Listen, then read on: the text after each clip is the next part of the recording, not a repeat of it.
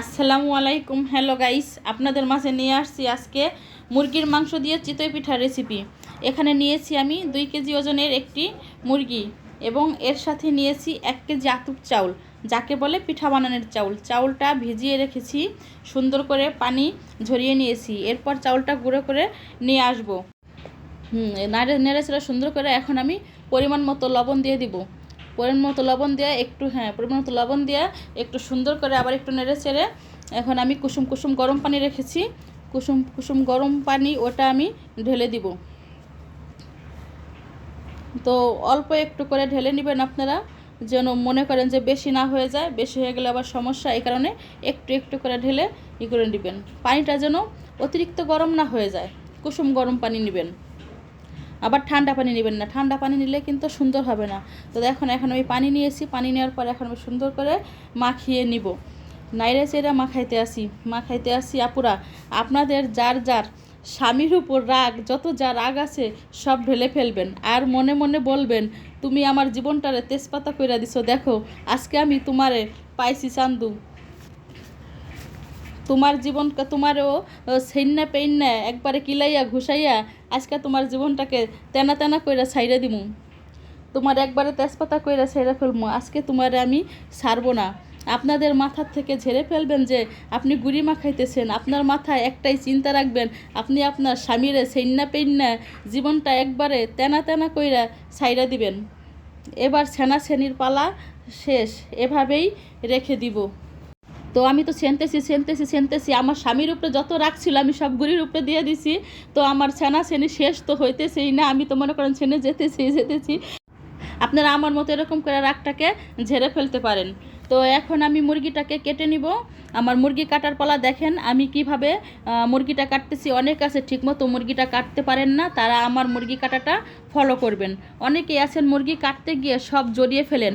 আমার আবার এটা ভালো লাগে না। তো আমার মুরগি কাটা শেষ হয়ে যাওয়ার আগেই দেখেন আমি কিভাবে কাটতেছি। যারা আমার এই জিনিসটাকে সুন্দর মতো ফলো করবেন তারা এরকম সুন্দর করে কাটবেন, সব কিছুটা জড়িয়ে ফেলবেন না। কারণ সব কিছুতে জড়িয়ে ফেললে ওইরকম আমার ভালো লাগে না, রক্ত ঠক্ত। তারপরে হচ্ছে আপনার ওই যে খৈলটা আছে এটাতে অনেকেই জড়িয়ে ফেলে মুরগি কাটতে গিয়ে। তো ওইভাবে সব আমার এলোমেলো এতটা ভালো লাগে না। তো এরকম করে কাটাটা ফলো করবে। তো দেখেন আমি কিভাবে সব কিছু ছুটিয়ে সুন্দর করে খণ্ড খণ্ড করে আমি পিস করে নিতেছি, কীভাবে নাড়ি বুড়িটা টেনে টেনে ছুটিয়েতেছি। এখন আমি সুন্দর করে এই যে কেটে নিব, 2 খণ্ড করে নিতেছি। 2 খণ্ড করার পরে এই যে হাড্ডিটা আমি আবার কখনও রাখি না, এটা আমি ফেলিয়ে দিই। আপনারাও ফালাইলে ফালাবেন, যেটা আপনাদের খুশি, কিন্তু আমার এটা ভালো লাগে না, এটা আমি কখনও হাড্ডিটা রাখি না। তো আমি এখন সুন্দর করে পিস পিস করে কেটে নিব। তো আমি সুন্দর করে পিস পিস করে কেটে নিতেছি। তো আমার কাটা হয় কি না, তো আপনারা সেটা আমাকে শেয়ার করে কমেন্ট করে জানাবেন যে আমি ঠিকমতো কাটতে পারতেছি কি না, বা আপনারা আমার সাথে আরও ভালো কাটতে পারেন। তো সেটা আমাকে জানিয়ে দিবেন যে কে কেমন করে কাটতে পারেন। আর আমার এই চ্যানেলে যদি নতুন কেউ হয়ে থাকেন সে সাবস্ক্রাইব করে দিবেন এবং লাইক শেয়ার কমেন্ট করে দিয়ে আমার পাশেই থাকবেন আপনারা সবাই, আর আমাকে উৎসাহিত করবেন ভালো লাগলে। তো এখন আমার কাটা শেষ। দেখেন মুরগিটা আমি এখন সুন্দর করে ধুয়ে নিব। তাই মুরগিটা রাখতেছি পানির ভিতরে। তো মুরগিটা ধোয়া হওয়ার পরে আমি সুন্দর করে ধোয়ার পরে আমি রান্না উঠাই দিব। তো দেখেন আপনারা তো আমারটা করলে আপনারাও সুন্দর করে বাসায় বসে ঘরোয়া পরিবেশে ঘরোয়াভাবে রান্না করতে পারবেন। আমি কিন্তু বাহিরের কোনো মশলা নেই না, আমি সব ঘরের মশলা দিয়ে সবসময় রান্না করি। তাতে কিন্তু স্বাদ একটুও কমে না। অনেকে বাহির থেকে বাজার থেকে মশলা কিনাই না রান্না করে, আমি কিন্তু বাহিরের মশলা ব্যবহার করি না, সবসময় ঘরের মশলাই ব্যবহার করার চেষ্টা করি। তো আমার ধোয়া শেষ, এখন আমি কড়াই চুলোতে বসিয়ে দিব। তো দেখেন ভাইয়া ও আফুরা কড়াইটা গরম হয়ে গেছে, তো আমি তেল ঢেলে দিচ্ছি। তো আমার তেল ঢেলে দেওয়া শেষ, এবার আমি পেঁয়াজ কুচি দিয়ে দিব। তো এখন আমি পেঁয়াজটা দিয়ে দিচ্ছি। তো আমি মাঝারি সাইজের 7 থেকে 8টা পেঁয়াজ নিছি। তো আপনি এরকম 7 থেকে 8টা পেঁয়াজ নিয়ে নেবেন মাঝারি সাইজের। তো আমার পেঁয়াজটা দিয়ে শেষ হয়ে গেছে। তো এখন আমি সুন্দর করে নেড়ে চেড়ে নিব। এখন পেঁয়াজটা আমার ব্রাউন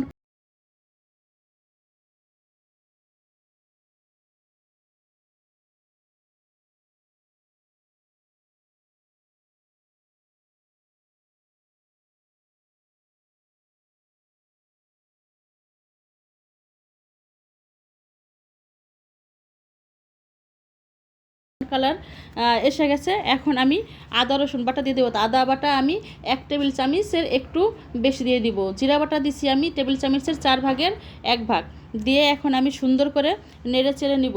তো আদা রসুন বাটাটা যত সুন্দর হবে নাড়াচাড়া ততই হবে। তো আমি সবসময় আপনারা আদা রসুনটা সুন্দর করে ভাজার চেষ্টা করবেন। যত সুন্দর ভাজা হবে আপনাদের রান্নাটাও ততই ভালো হবে। তো আমি সুন্দর করে নেড়ে চেড়ে ভেজে নিচ্ছি। তো দেখেন আমি কত সুন্দর করে ভাজতেছি, আমি অনেকক্ষণ ধরে ভাজতেছি। ভালো করে ভেজে নেওয়ার পরে আমি তেজপাতা দিয়ে দিলাম, 2 থেকে 3টা তেজপাতা দিয়ে দিছি। তো এখন আমি একটু গরম মশলা দিয়ে দিব। তো আমি 6-7টা এলাচ দিছি। আর দেখেন এই যে কতটুকু পরিমাণের দারচিনি দিলাম, আর 6-7টা পরিমাণের এলাচ দিয়ে দিব। তো আমি খুব অল্প মশলা দিয়ে রান্না করি, আমি বেশি মশলা দেই না। তো বেশি মশলা দিলে আমার কাছে ভালো লাগে না, গন্ধ গন্ধ লাগে। এই কারণে আমি খুব অল্প মশলা দিয়েই রান্না করি।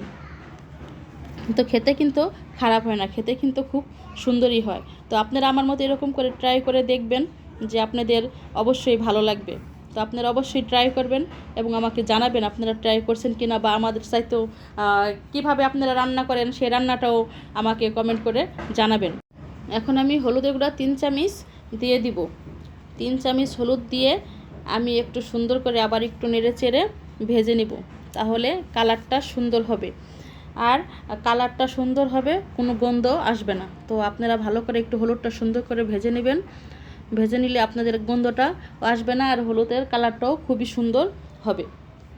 তো আমি সব সময় হলুদটা সুন্দর করে ভেজে নেওয়ার জন্য চেষ্টা করি, যেন কালার ভেজে নেই সুন্দর করে। তো ভেজে নেওয়ার পরে আমি এখন একটু পানি দিয়ে দিব, তারপরে মরিচের গুঁড়া দিয়ে দিব। কারণ পানি দিলে আপনার মশলাটা পুড়ে যাবে না, যেন আপনার গুঁড়া হলুদ ব্যবহার করছি যেন না পুড়ে যায়, এই কারণে একটু পানি দিয়ে দিবেন আপনারা সব সময়। তাই আমি একটু পানি দিয়ে দিয়েছি। এখন আমি মরিচের গুঁড়া, তো মরিচের গুঁড়া দেখেন আমি দিয়ে দিতেছি। এখন আমি 2 চামচ মরিচের গুঁড়া দিয়ে দিয়েছি, 2 চা চামচ মরিচ দিয়ে দিচ্ছি।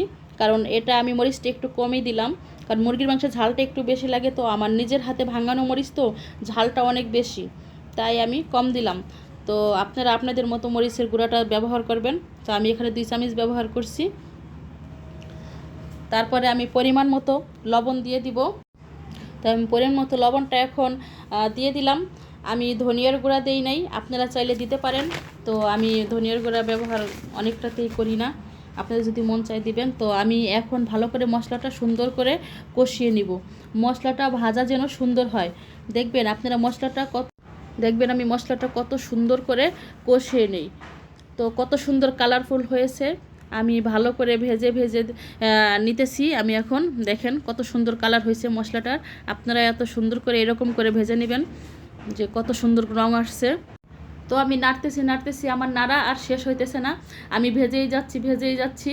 তো আমার নাড়াচাড়া যখন একবারে সুন্দর করে ভাজা হবে, দেখেন আমি এখন মাংসটা দিয়ে দিচ্ছি। আমার ভাজা শেষ, তো আমি মাংসটা দিতেছি। মাংসটা দেওয়ার পরে আমি আবার সুন্দর করে কষিয়ে নিব। তো মাংসটা দেওয়ার পরে আমি আবার একটু নেড়েচেড়ে নিচ্ছি। তো নাড়তেছি, একটু নাড়া হইতেছে, নাড়াচাড়া হোক। নাড়ে চেড়ে নিয়ে আমি আবার, আমার বাচ্চারা আলু পছন্দ করে, তো আমি কয়েক পিস আলু দিয়ে দিব। তো আমার মাংসটা পুরোপুরিভাবে দেওয়া শেষ হলেই, তো আমার এখনও দেওয়া শেষ হয় নাই, আমি নাড়তেছি আর গোছও দিয়ে দিতেছি আস্তে আস্তে। কারণ আমি যেন নিচে না লেগে যায়, এই কারণে আমি নেড়ে দিয়ে দিতেছি একসাথে না দিয়ে। তো আমি এখনই আবার ভালো করে উল্টিয়ে পাল্টিয়ে ভালো করে নেড়ে চেড়ে নিচ্ছি। তো আপনারা এরকম করে সুন্দর করে নেড়ে চেড়ে নেবেন, কারণ গোশটা যেন ভালো মতো সিদ্ধ হয়, যেন কাঁচা না থাকে আর না লেগে যায় নিচে, দেখবেন। এখন আমি আলু দিয়ে দিতেছি। তো আপনারা যারা আলু না পছন্দ করেন তারা আলুটাকে বাদ দিয়ে দিতে পারেন, কারণ আমার বাচ্চারা আলু পছন্দ করে খেতে, আমরা সবাই আলু পছন্দ করি, এই কারণে আমি কয়েক পিস আলু দিয়ে দিয়েছি। তো পিঠার সাথে যেহেতু খাবো, সেহেতু আলু না দিলে কি হয়, তাই আমি একটু দিয়ে দিছি। আর মুরগির মাংস আর আলু একসাথেই দিবেন আপনারা, কারণ না হলে আলুটা সিদ্ধ হবে না, কাঁচা থেকে যাবে। তাই সব সময় মাংসের সাথেই, যেহেতু পোলট্রি মুরগি তখন আপনারা আলুটা একসাথে দিবেন। আর এমনি দেশি মুরগি হলে তখন আলুটা আপনি পরে দিবেন, বা গরুর গোশের সাথে আলুটা পরে দিবেন। কিন্তু পোলট্রি মুরগির সাথে আলু কখনোই পরে দিবেন না, এটা একসাথে দিবেন। তো আমি এখন সুন্দর করে নেড়ে চেড়ে সুন্দর করে তো মাংসটাকে আমি নেড়ে চেড়ে সুন্দর করে কষিয়ে নেব। কষানোটা যত সুন্দর হবে রান্নাটা তত সুন্দর হবে। তবে আপনারা একটা কথা মনে করে রাখবেন, যে কোনো রান্না, যে কোনো তরকারি আপনারা খুব সুন্দর করে কষিয়ে নেবেন, কারণ কষানো হলেই তরকারিটা স্বাদ হয়। কষানো ভালো না হলে কিন্তু তরকারি রান্নাটা অত সুন্দর হয় না। অনেকে দেখি যে কোনো রকমের ভালো করে পেঁয়াজটাও ঠিকমতো ভাজে না, আদা রসুনটা ঠিকমতো ভাজে না, হলুদ মরিচটাও ঠিকমতো ভাজে না। তো না ভেজে তাড়াতাড়ি করে সবজিটা দিয়ে দেয়, দিয়ে দেয়, তখন দেখি কোনো রকম কাঁচা কাঁচাই থেকে যায়। তো আমি এখন ঢেকে দিলাম, আমি ঢাকনা দিয়ে ঢেকে রাখবো এই কষানোর পর্যন্ত অপেক্ষায়। আমি আবার এখন গুড়ির কাছে ফিরে যাব। গুড়িটা আবার একটু আমি মাখিয়ে নিব। মাখিয়ে নেওয়ার পরে আমি আবার একটু মাখিয়ে নিতেছি সুন্দর করে, আবার মাখাচ্ছি, আবার আমার যত মনের যত রাগ যত কিছু আছে আবার আমি গরুর উপরে ঢেলে ফেলতেছি। তো আবারটা আমি একটু মাখিয়ে নিতেছি সুন্দর করে, আবার একটু নেড়ে চেড়ে মাখানোর পরে আমি আবার পানি ঢেলে দিব, কারণ তখনকার আমি গরম পানি রেখে দিয়েছিলাম, সেই পানিটাই আমি দেবো। আপনারা ঠান্ডা পানি ব্যবহার করবেন না, একদম ঠান্ডা পানি ব্যবহার করবেন না, একদম গরম পানি ব্যবহার করবেন না, হালকা একদম কুসুম কুসুম গরম পানি। তো আমি ঢেলে নিয়েছি, তো আমি আর একটু মাখিয়ে নিতেছি এখন। তো আমার মাখানোটা সুন্দর হলে, কারণ আপনার পিঠাটা গুঁড়িটা যত মাখানো হবে পিঠাটা আপনার ততটাই সুন্দর হবে। কারণ আপনার যদি গুঁড়িটা সুন্দর করে মাখানো না হয় তাহলে পিঠাটা কখনোই সুন্দর হবে না। অনেকে বলে যে আমার পিঠা সুন্দর হয় না, নরম হয় না বা হইতেছে না, কারণ আপনাদের গুঁড়িটা পারফেক্ট হয় না। এই কারণে আপনারা যতটা দেখবেন আমার এই গুঁড়িটা, আমার এই গোলানোটা, আমি কারণ আপনাদের অনেক সময় নিয়ে দেখাই দিতেছি, কারণ আপনারা সুন্দর করে একবারে শুরু থেকে শেষ পর্যন্ত আপনারা দেখার চেষ্টা করবেন। দেখলেই আপনারা পিঠা বানানো বা রান্না আপনারা সবটাই বুঝতে পারবেন। তো দেখেন আমি কত সুন্দর করে গুঁড়িটা করে পানি দিয়ে পরিমাণ মতো পানি দিতেছি। তো আপনারা একসাথে সব পানি দিয়ে দিবেন না, একটু একটু করে পানি দিয়ে নেবেন, কারণ একসাথে পানি দিলে যদি পাতলা হয়ে যায় তখনও হবে না, আবার যদি ঘন হয়ে যায় তখন হবে না। তো ঘন হলে আপনি তো পানি দিয়ে আপনি আবার গুঁড়িটা ঠিক করতে পারবেন, কিন্তু পাতলা হলে তো গুঁড়ি না থাকলে আপনি পারবেন না। তাই আমিও একটু একটু করে পানি দিয়ে আপনাদের দেখাই দিতেছি। তো আমি একসাথে সব গুঁড়ি নিয়ে রেখেছি, আমি কোনো গুঁড়ি আর রাখি নাই, আমি সব দিয়ে দিচ্ছি একসাথে। তো আমি পানি দিয়ে আমি পরিমাণটা বুঝতেছি যে গোলাটা কেমন হইতেছে, ঠিক হইতেছে কি না হইতেছে। তো এই কারণে আমি একটু একটু করে পানি দিয়ে ট্রাই করতেছি যে ঠিক আছে কিনা, আমি দেখতেছি আর পানি দিতেছি। তো আপনারা এরকম করে দিয়ে নেবেন।